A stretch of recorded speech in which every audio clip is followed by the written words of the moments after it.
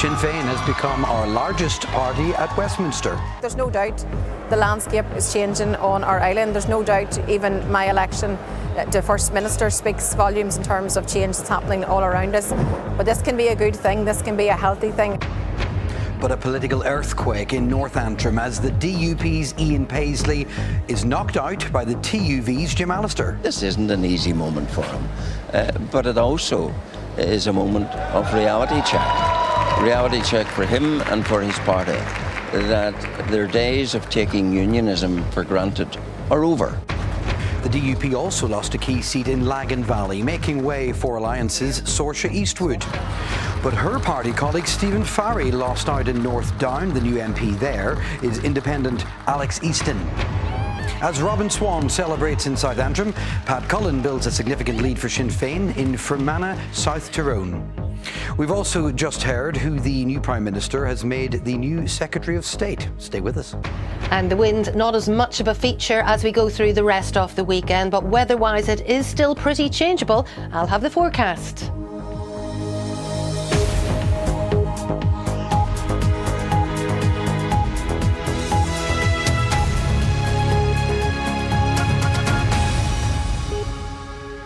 Hello, it's the day after the night before, and following this snap general election, Sinn Féin has become the largest Northern Ireland party at Westminster. Let's look at how the cards fell in the end. Sinn Féin kept their 7 seats. They actually slightly increased their vote share overall as well. Democratic Unionists down to 5. The SDLP kept their 2. The Alliance Party now have 1 MP. The Ulster Unionists have 1. The TUV have 1 MP, and there's 1 independent MP in Northern Ireland. And these bottom 4 help you understand what was really a dramatic set of events overnight.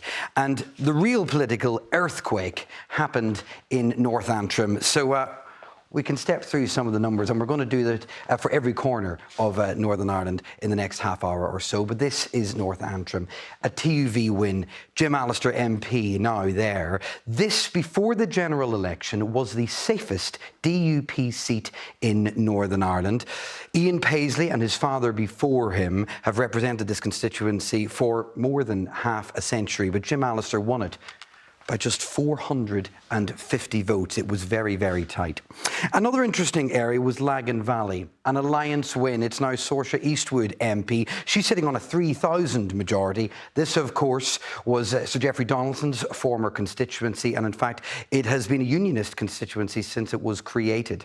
Saoirse Eastwood was told that the stars would need to align for her to pull off a win here, and she did so convincingly. Let me show you the share of the vote, because Jonathan Buckley stepped in for the DUP here, and look what happened to the DUP vote, down almost 12%. This is Saoirse Eastwood. North Down is next. This has always been a Maverick constituency, and Stephen Farry has lost his seat. Now, we thought that this was going to be a tight 3-way race. The TUV and the DUP didn't run, and actually it turned out differently. Alex Easton, with the support of the TUV and DUP, topped the poll with almost 7,500 of a majority. He'll sleep easy on that. Stephen Farry came in second, and there's Tim Collins for the Ulster Unionists. This was part of the Ulster Unionist strategy to drop in a big name to hopefully kind of garner some votes. And by before midnight last night, Tim Collins was on the BBC saying that he knew that he was out of the race. So the strategy didn't work there. It did, however, work in South Antrim. Robin Swan, the former health minister at Stormont, topping the poll easily here, a majority of 7,500. He'll now leave Stormont and head to Westminster. And what he did was he pushed Paul Girvan into second place and robbed him of a 3rd term in Westminster. Let's go all the way over to Fermanagh, South Tyrone. A Sinn Féin hold, but a new MP. It's Pat Cullen, the former head of the Royal College of Nursing. This used to be the tightest margin of any constituency in the UK, in fact, but she's now sitting on 4,500, so she has built on her predecessor, Michelle Gildernew's total. She was taking on a single unionist opponent in the form of Diana Armstrong from the Ulster Unionist Party. Now, at around 11:30 last night, Diana Armstrong was saying she felt particularly confident that she would win this seat. Clearly, the narrative changed in the wee small hours. Boundary changes here, we think, probably helped Sinn Féin, but they certainly got their vote out as well. And just before we move on, let me tell you about the story in East Londonderry. Gregory Campbell has been the MP here since 2001. Last night he became Northern Ireland's longest serving MP. And we thought the battle was going to be for second place, but it wasn't. It was for first place. He kept his seat by just 179 votes. Take a look at what happened to the share of the vote compared to last time out in 2019. It dropped dramatically. Also noteworthy what happened to the TUV in East Londonderry. Look, all the details are on our website right now, but let's look back and start from the beginning, if you like, at what was a remarkable night. Here's our political correspondent, Jane McCormack. As elections go, this one has brought about one of the most dramatic storylines in decades. Mr. Paisley, can you give us a few words? How are you feeling at the moment, Mr. Paisley? How are you feeling at the moment, Mr. Paisley? Would you mind giving us a few words for BBC News? Are you confident of keeping your seat tonight, Mr. Paisley? A few words for BBC News, Mr. Paisley. His silence spoke volumes as word spread that North Antrim, a seat belonging to the Paisleys since 1970, had fallen to the DUP's arch-unionist opponent. Losing is not easy. I've lost enough times to know that it's not easy, and I recognise that. And this isn't an easy moment for him, but it also is a moment of reality check. Reality check for him and for his party, that their days of taking unionism for granted are over. It truly was a plot twist no one saw coming. This certainly is not the script that I would have written for tonight, as I think most of you would accept, but life is made up of many chapters, and I embrace the next chapter as happily as I've embraced the previous chapters. Joining the TUV leader on the green benches will be the first Ulster-Unionist MP in 7 years. The switch from North to South Antrim paid off as Robin Swan snatched victory from the DUP. When we went the length and breadth of South Antrim and engaged with the people in regards to the issues that were important to them on the local level, a national level and an international level, it was clear that they were looking change. If losing 2 seats seemed bad enough, the DUP leader had faced to fight for his own seat in East Belfast from the Alliance leader, but it didn't come to pass. This is our 4th time that we've been in a race like this, and I will talk to her personally. I think, look, all of us put our best foot forward in elections. She has.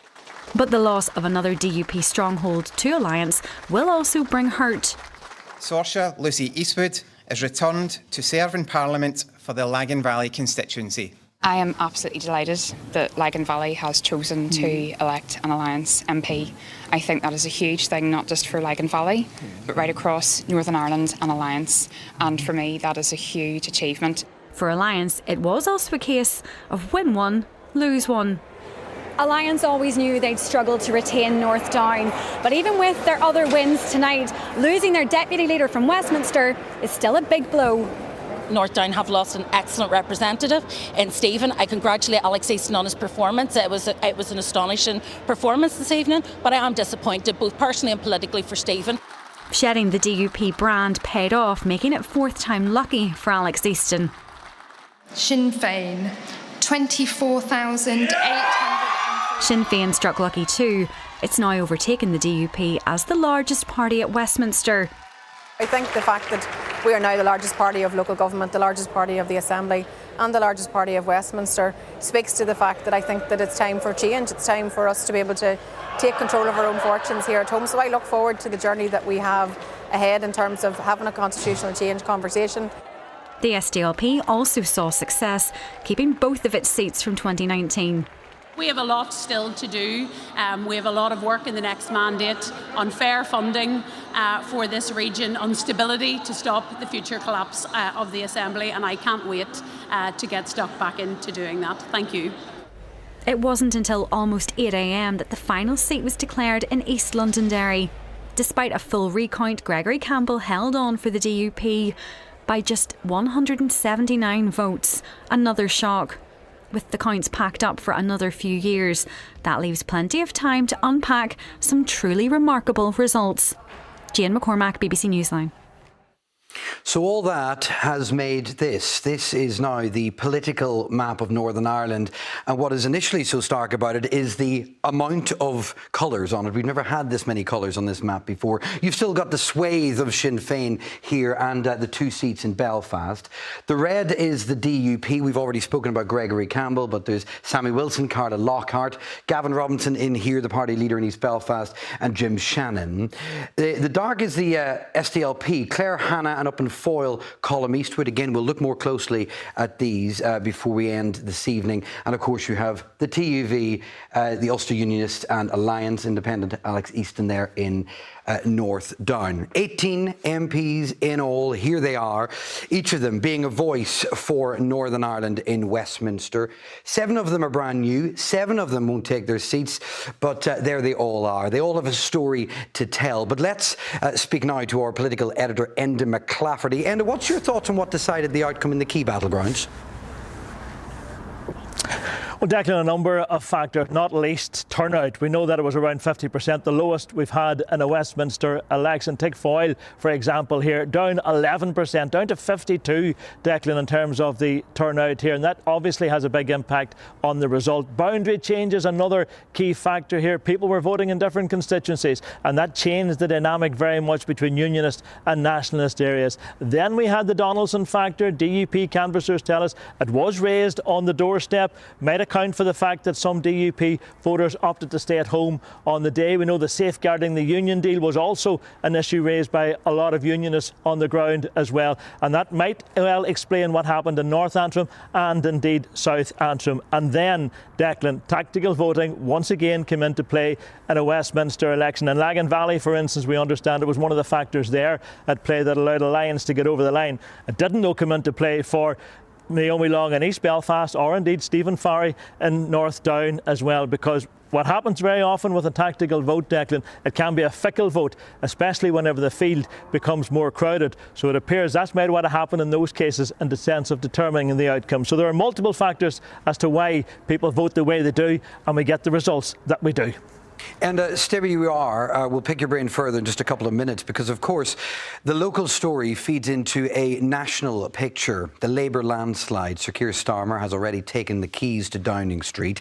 He has 412 MPs, and compare that to the Conservatives' 121, the worst defeat in their party's modern history. Bumper night for the Lib Dems, adding 63 seats, and you'll spot Sinn Féin on there, now the 5th biggest party in the Commons. All the results are in, bar 1 seat, Inverness, Skye and West Rossshire, and we're not expecting that until tomorrow.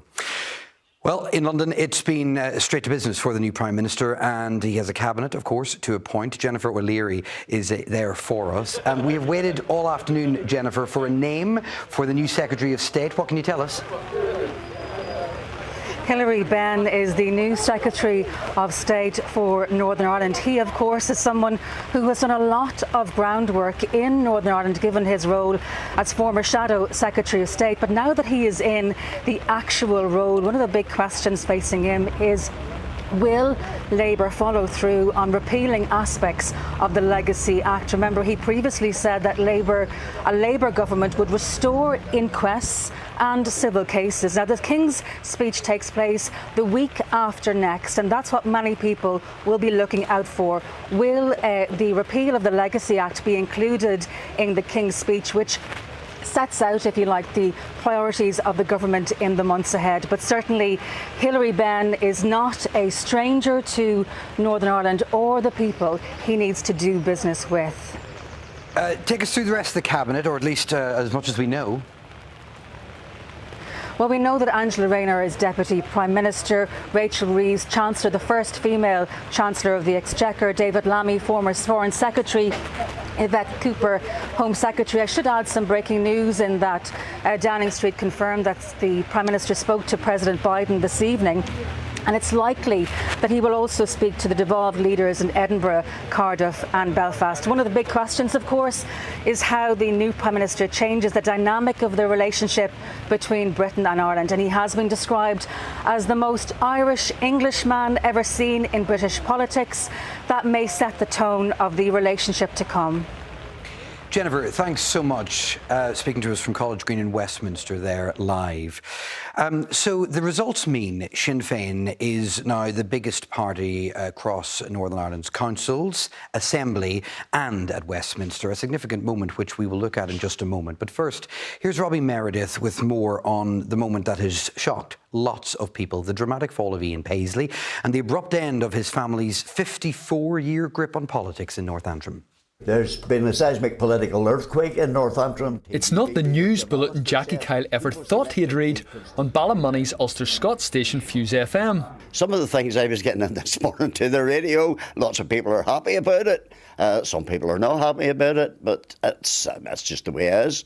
I think maybe Paisley didn't do enough canvassing at the start. I don't know. It's the fall of a family dynasty worthy of Game of Thrones. Ian Paisley's famous late father first won the North Antrim seat over half a century ago. Is this a victory for militancy in Ulster? Nonsense. It's a victory for traditional unionism. Over 50 years on, the party that took that phrase as a name took the seat from the DUP and the Paisley family. I declare that Jim Allister is returned to serve in Parliament. Though some lampposts in Ballymoney already had Jim Allister on top, voters pointed to work on the ground as key.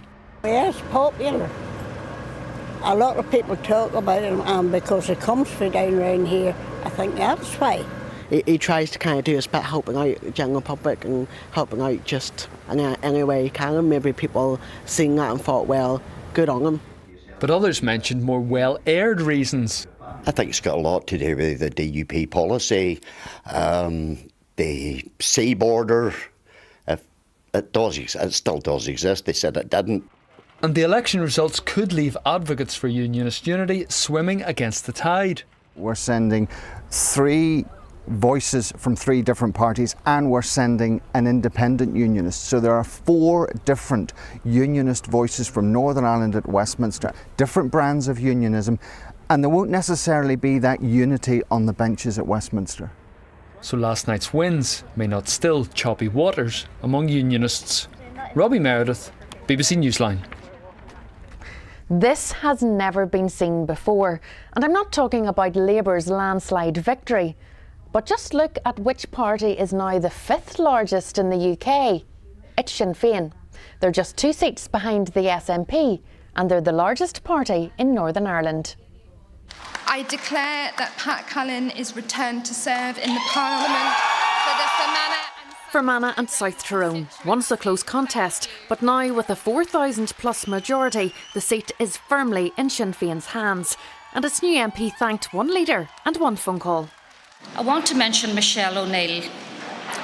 And Michelle, that phone call that you made to me when I was sitting in an airport and putting your trust in me and telling me that I could do this, and me to say to you what a privilege that would be, but I'm not too sure if I could. And you said to me I could, and look what we have done. I have done it. And Sinn Féin nearly did it in East Londonderry as well, coming within 179 votes of taking what had been one of the DUP's safest seats. We live in changeable and changing times. Maybe not often that I agree with Gregory Campbell, but times are a-changing. And in East Derry, we set out to make history, and I think we've done that. Even though we didn't quite get it over the line this time, we have laid the foundation blocks for that. But look, there's no doubt the landscape is changing on our island. There's no doubt even my election to First Minister speaks volumes in terms of change that's happening all around us. But this can be a good thing, this can be a healthy thing. Sinn Féin's success completes a historic hat-trick as they become Northern Ireland's largest party at Westminster, Stormont and at council level for the first time. They played their game well. You know, we all thought they were late to the races getting their posters up, but again, they were quite happy to let the DUP, TUV and Alliance not take lumps out of each other whilst they just sat back and just cruised to victory. A victory which gives Sinn Féin plenty to cheer about. Aileen Moyna, BBC Newsline. We felt it was important to reflect what happened in every constituency because we know people are watching from across Northern Ireland. So let's dive into some more detail of the results and look at what happened in Belfast. And we'll start in East Belfast. We were watching this really, really closely. Two party leaders going head-to-head for the fourth time, by the way. But Gavin Robinson, the DUP leader, held on to his seat here. He actually increased his lead over Naomi Long of Alliance, 2,500 more than of a majority for Gavin Robinson. But this is interesting. Both of them, if you look at the share of the vote compared to last time out, have dropped in popularity. But Gavin Robinson will be pleased with that. It was, by all accounts, shaping up to be a very tight race yet again between the two of them. North Belfast, John Finucane, well, he cemented his position here. A wee dip in the numbers, but nothing too dramatic. Now, when it comes to boundary changes, the biggest changes occurred in South Belfast. It has a new name, Belfast South and Mid-Down, but the same MP, Claire Hanna, secured her second term, 12,500 of a majority. In West Belfast, well, it was a Sinn Féin hold. Since 1997, incidentally, the last time there was a Labour landslide, Sinn Féin has gotten more than 50% of the vote in West Belfast, and Paul Maskey achieved it again, almost 16,000 of a majority. He sits there comfortably.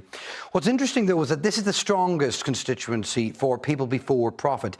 Jerry Carroll came in second, but he did see a dip in his numbers. Nothing too dramatic, but still a slight fall. Let's go all the way to West Tyrone. Sinn Féin hold, a good night for Orla Begley. She added 10% to her count there. And just next door in Mid-Ulster, a rural constituency, this is the former home of Francis Malloy. He stepped down, but he has been replaced by Cathal Malahan, and he did very well. He added 7% to the Sinn Féin tally. He's known in the area, a local councillor, but he'll be pleased with that. Let's pause there and let's bring on our political editor, Enda McClafferty, again. And I was wondering, when we tell this story, do you think it is one of Sinn Féin's success or is it one of DUP failure?